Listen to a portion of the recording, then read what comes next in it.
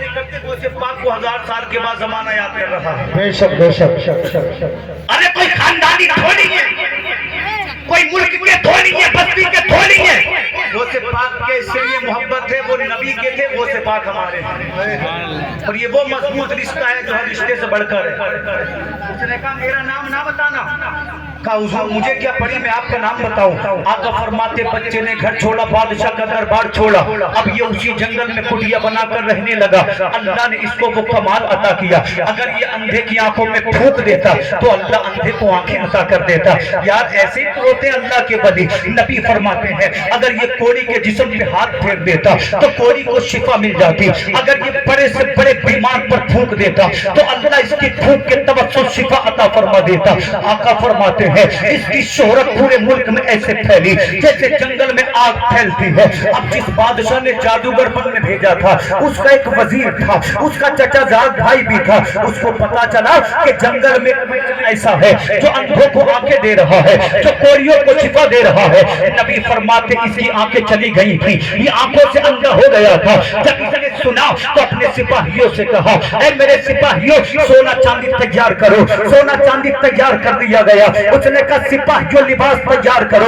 لباس تیار کر لیا گیا. اللہ اللہ جب ان سونے چاندی کو لباس کو یہ اللہ والے کی جانب لے کر چلا تو کسی نے کہا اے بادشاہ کے وزیر تو ان پیسوں سے دنیا دار کو خرید سکتا ہے مگر اللہ کے ولی کو نہیں خرید سکتا. تو اس وزیر نے کہا تھا سونے چاندی میں ایسی چمک ہے جو بڑے بڑوں کا ایمان خرید لیتی ہے, مگر اسے معلوم نہیں تھا آج تک اس نے دنیا دار دیکھے ہیں. آج وہ محبوب ہے, آج وہ اللہ کے ولی سے ملنے جا رہا ہے, پروردگار کے دوست سے ملنے جا رہا ہے. جب یہ اس جنگل میں پہنچا اس نے اس بچے سے کہا اے بچے میں اندھا ہوں, اگر تو مجھے آنکھیں دے دے یہ سونا تیرا ہوگا, یہ چاندی تیری ہوگی, یہ لباس تیرا ہوگا. وہ بچہ مسکرایا اور مسکرا کر کہنے لگا تیرے سونے چاندی میں اتنی طاقت نہیں ہے جو اللہ کے ولی کے ایمان کو خرید سکے.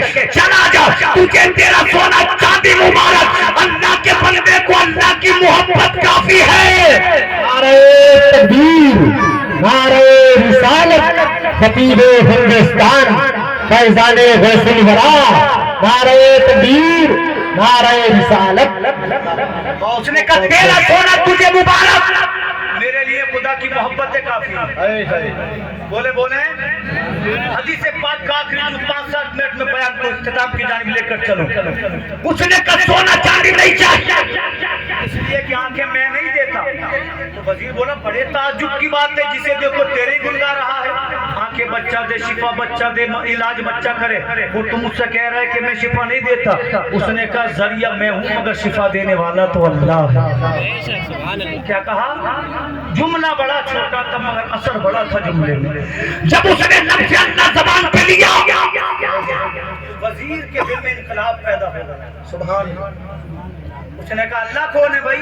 تو کہا جس نے کائنات کو بنایا ہے, اس لیے کہ وہ تو خدا اپنے بادشاہ کو مانتا تھا. اس نے کہا کہ چاہیے تو پڑھ میرے رب کا کلمہ, کلمہ تو پڑھے گا آنکھیں میرا رب دے گا. اس نے کلمہ پڑھا, اللہ نے آنکھیں دی.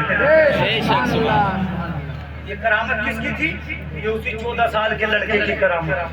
اور یہ میں نہیں کہہ رہا, آپ تفسیر مظہری کو پڑھ کر دیکھیں, آمنہ کا لال ارشاد فرما رہا ہے. نبی فرماتے آنکھیں ملی, صبح کا سورج نکلا, بادشاہ کا دربار سجا ہے, وزراء بھی ہیں, اراکین سلطنت بھی ہیں, تمام کا تمام دربار سجا ہے.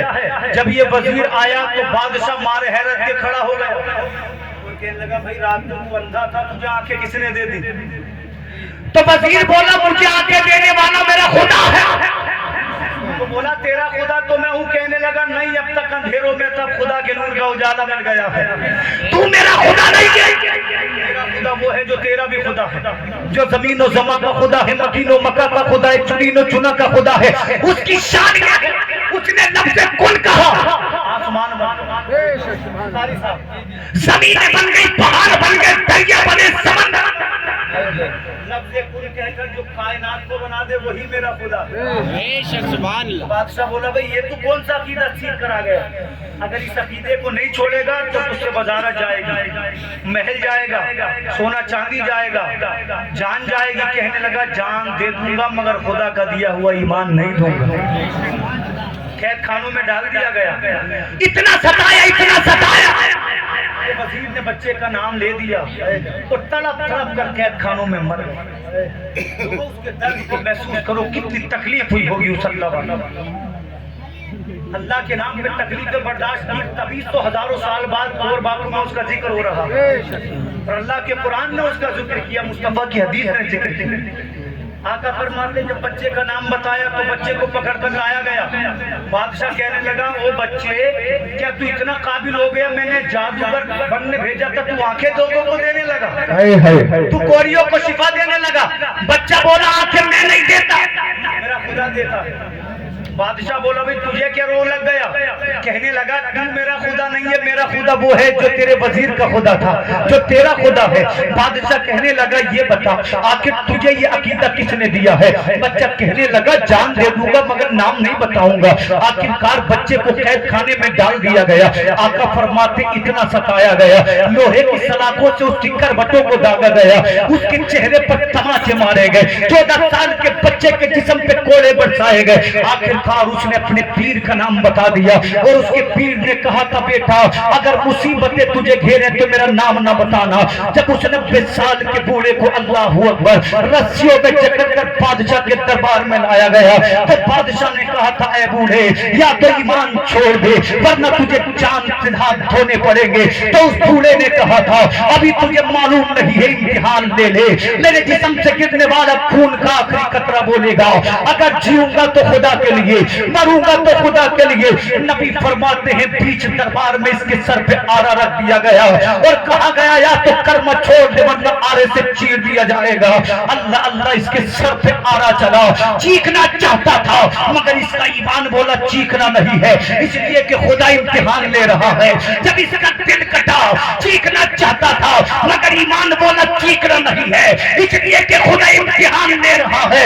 اللہ کی قسم انہی کے بارے میں تو علامہ اقبال نے کہا تھا نگاہ مرد مومن سے بدل جاتی ہے تقدیریں, جو ہوشوں کے یقین پیدا تو کر جاتی ہے زنجیریں. بوڑھے نے بادشاہ کے دربار میں اعلان کر دیا جان دے دوں گا مگر خدا کا دیا ہوا ایمان نہیں دوں گا. نعرہ تکبیر, نعرہ رسالت, خطیب ہندوستان, فیضان سرکار مدینہ, فیضان